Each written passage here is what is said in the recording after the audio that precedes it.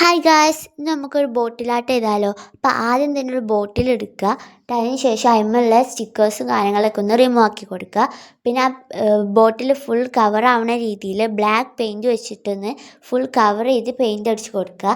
പിന്നെ നിങ്ങൾക്ക് ഏത് ഷേപ്പിലാണോ ഡിസൈൻ വേണ്ടത് ആ ഷേപ്പിനനുസരിച്ച് ഒന്ന് ജസ്റ്റ് ഒന്ന് ലൈൻ ചെയ്ത് കൊടുക്കുക.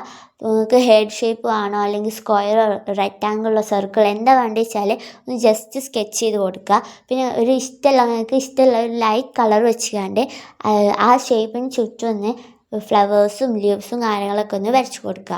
പിന്നെ നമ്മൾ ബോട്ടിലിൻ്റെ ടോപ്പും കൂടി ഒന്ന് പെയിൻ്റ് അടിച്ച് കൊടുക്കുക. ആ ടോപ്പിന് നിങ്ങൾക്ക് ബ്ലാക്കും പിന്നെ ഞങ്ങൾ ഫ്ലവറിൻ്റെ കളറും വെച്ചുകൊണ്ട് ഒരു കോമ്പോയിൽ പെയിൻ്റ് അടിച്ച് കൊടുക്കുക.